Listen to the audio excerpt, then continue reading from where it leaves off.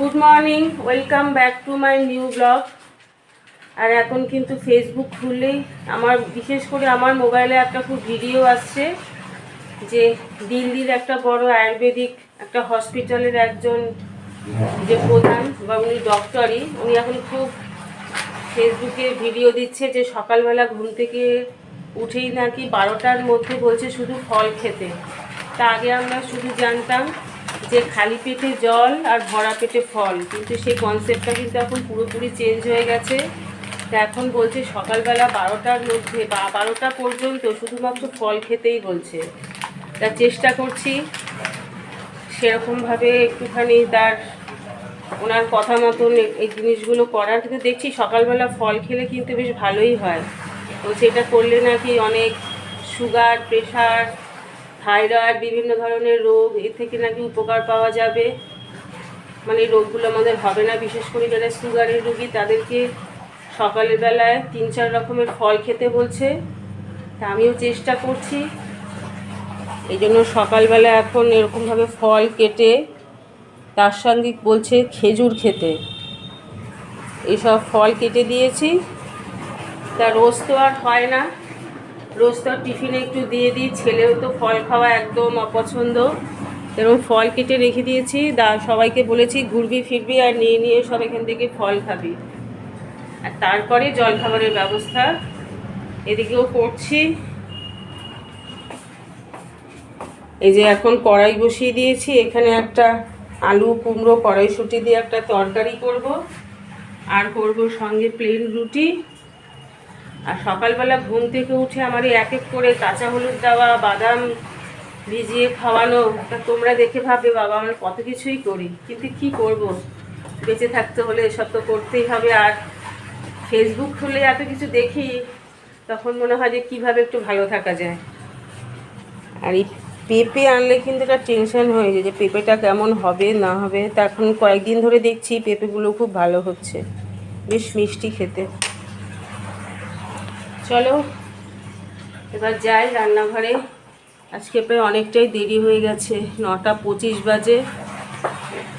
গিয়ে রান্নাঘরে কাজকর্মগুলো সারি। আর ওইদিকে কিন্তু আমার কাচাকুচিও ওই মেশিনে হচ্ছে। এই যে কাঁচা হয়ে গেল, একবার অ্যালার্ম বেজে গেল। ছেলের চুলটাও খুব বড় হয়ে গেছে, তা ভেবেছিল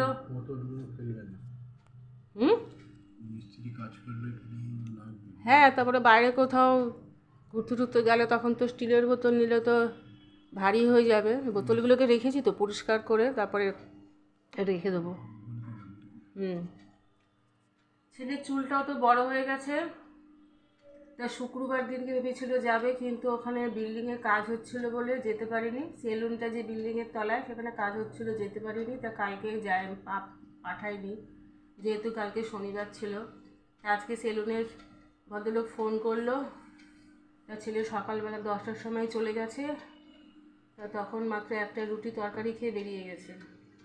এদিকে আমাদের দাদারও খাওয়া হয়ে গেছে, এদিকে আমিও সকালে এখন ব্রেকফাস্ট করছি। এরকম আলু কুমড়ো কড়াইশুঁটি দিয়ে একটা তরকারি করেছি, সঙ্গে আছে রুটি। আজকে রুটিটার মধ্যে কড়াইশুঁটির পুরটাকে আটার সাথে মেখে নিয়ে রুটি করেছি। আর সঙ্গে আছে একটু কলা।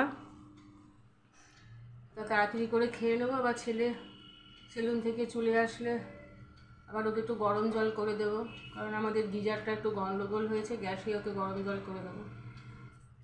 আমাদের স্নান হয়ে গেছে, আমরা এখন লাঞ্চ করতে বসে গেছি। আজকের মেনুতে আছে মাংস, ডাল, উচ্ছে চচ্চড়ি।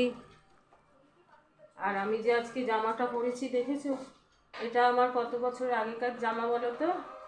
এটা প্রায় 20 বছর আগের জামা। 20 কেন, তারও বেশি। আমার কলেজ লাইফের জামা এটা। তখন এক বান্ধবীর দিদির বিয়েতে পরে যাওয়ার জন্য জামাটা কিনেছিলাম ধর্মতলা থেকে, নিউ মার্কেট থেকে। সেই জামাটা দেখেছো, এখনও ভালো আছে, কি সুন্দর গ্রাউন্ড টাইপের। এটা একটা সিনেমায়, নায়িকাটার নাম কি বলতো, দিলওয়ালে দুলহানিয়া লে যায়েঙ্গে হচ্ছে কাজল এই ড্রেসটা পরেছিল। তখন তো কোনো নায়িকারা ড্রেস পরলে তারই কপি সব জামা কাপড় বেরোতো। এই জামাটা খুব পছন্দ হয়েছিল, আমার খুব ফেভারিট জামা ছিল। আমার বোনেরা দেখলে বলবে দিদি তুই পারিসও বটে, এত বছর আগেকার জামা এখন পরেছিস, কি সুন্দর দেখুন। জামাটাকে কিছুতে আর ফেলতে পারি না, তাই বিয়ের পর বাপের বাড়িতে শ্বশুর বাড়িতে নিয়ে চলে এসেছি এই জামাটা। জামাটা মাঝে মাঝে শীতকাল হলে জামাটা বেশ পরি, দেখতে ভালো না জামাটা।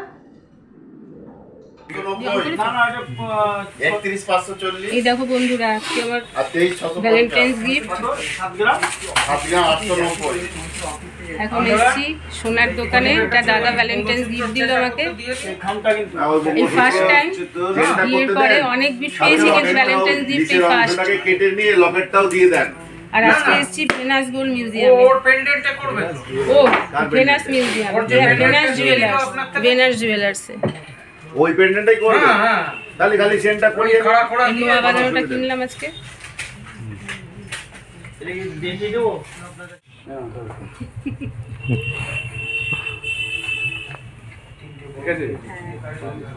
সামনে বিবাহবার্ষিক, দুটো একসাথে। আমি এখন সোনার দোকান থেকে বাড়িতে চলে এসেছি। দাদা এই নোয়া বাঁধানোটা আমাকে ভ্যালেন্টাইন্সে গিফট করলো। প্রত্যেক বছর কিছু না কিছু দেয়, কিন্তু ভ্যালেন্টাইন্সে ফার্স্ট টাইম আমাকে একটা গিফট করেছে। এই যে এরকম নোয়া বাঁধানো, ভালো হয়েছে দেখতে, দেখে বলো কেমন হয়েছে। আর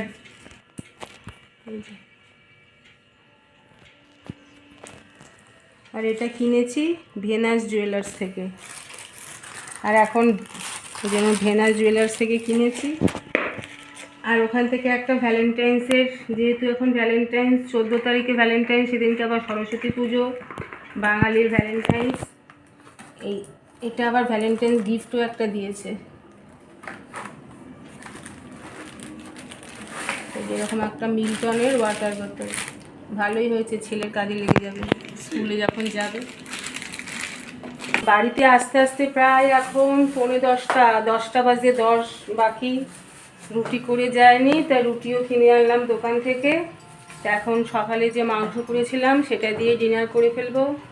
তাহলে বন্ধুরা আজকের ব্লগটা এখানেই শেষ করছি। দেখা হবে আবার সরস্বতী পুজোর আরেকটি ব্লগে। তোমাদেরকে তো বলেছি সরস্বতী ঠাকুর কিনেছি, সেটা পুজো হবে। আমি তো ঘরোয়াভাবে আমি নিজেই পুজো করি, তা সেসব তোমাদের সাথে সব কিছুই তোমাদের সাথে শেয়ার করব। তাহলে আজকের ব্লগটা এখানেই শেষ করছি। Good night, tata.